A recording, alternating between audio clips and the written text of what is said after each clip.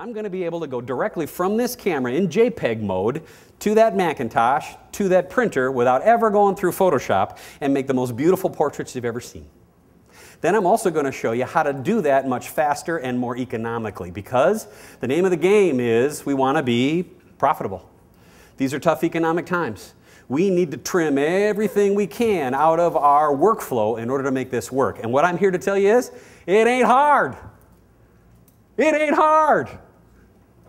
I would like to kick off my programs with the 5 ways that we can, right now, make more money. And some of these solutions are you're going to think they're a little weird. Now remember, I'm a little different, right? I'm a consultant and I'm a photographer, right? My biggest consulting client is the United States military, right? Anybody see that article that I wrote a couple months ago about what we did in Baltimore? We took the finest combat photographers in the United States military, folks who dodge bullets, and trained them how to be portrait photographers in 5 days. And it was a blast. Well, I guess I shouldn't use blast. It was a lot of fun. Nothing blew up, thank goodness, right? So, first up, let's take a look at the 5 top money makers that right now you can take a look at in order to move your photography forward. We'll take a look at a little piece of video right here. Watch this.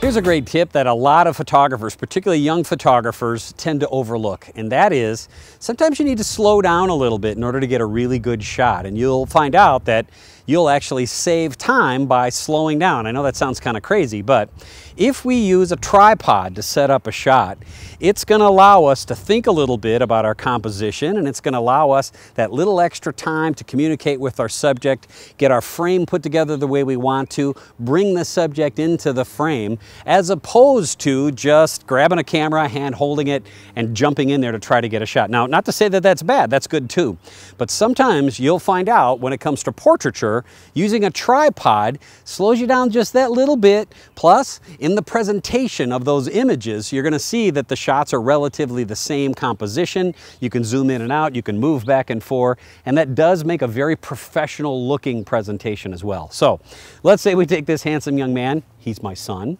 and let's just get a little quick portrait shot of him, okay?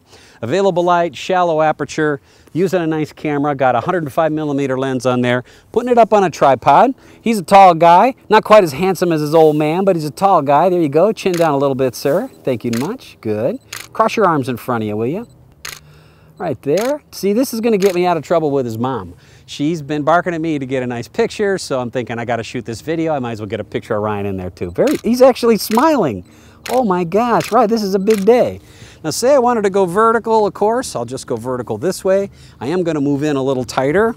I'm gonna raise up, this is called the center column. I'm gonna raise up my center column. I typically use just ball heads, easy ball heads for my tripods. And I'm gonna single area autofocus. I'm gonna place it right on my subject's mouth. And there we go, right in the lens, please, sir. There you go, nice job. Nice job. Okay, chin down a little more. Good. Okay, nose a little more this way. Terrific. Nicely done, sir. Chin down a little bit more. Okay, come on, chin down a little more.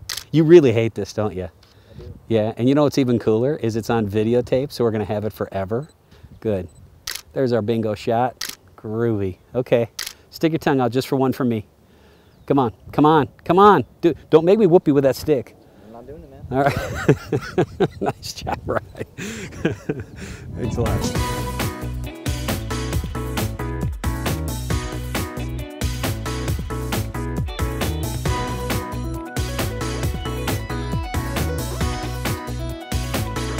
Some of the best photographic info I've ever learned, I learned way back in my career from the old school photographers. And they told me, never buy cheap lenses. Inexpensive lenses make for inexpensive prints, and I don't really want to sell inexpensive prints. I would rather sell more expensive prints. So, I've got some of my lenses here. I typically only use premium lenses anyway. I'm a little lucky to be able to have all those nice things, which is terrific. Here's a great example.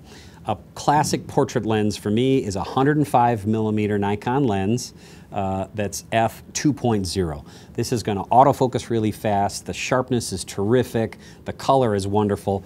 the probably single most lens that I use for most of my portrait work is going to be an 85mm f1.4. Now this is Nikon, and Canon has the equivalent lenses. There also are some aftermarket lenses that are very good too. However, when it comes to zoom lenses, you have to make sure, first of all, that you buy fast zooms. So I never suggest to anybody who is wanting to get into professional photography to use f4 zooms, or don't use zooms that shift their aperture setting through the range of their zoom. A shifting zoom is impossible to use.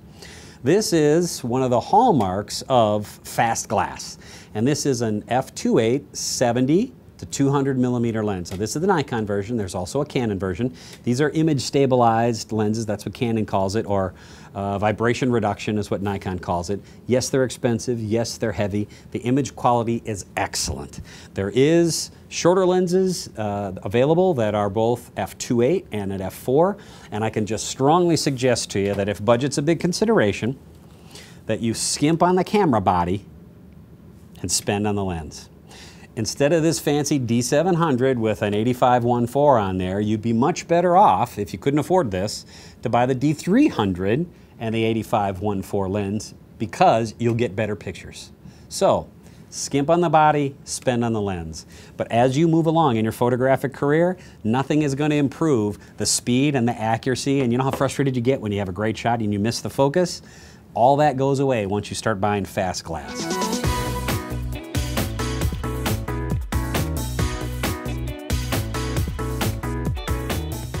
All right, I've been harping on photographers for years to buy a good monitor. Now, you can buy a monitor profiling kit, and you can profile literally any monitor, from a 15-year-old big fat tube type CRT monitor to the latest greatest IMAX.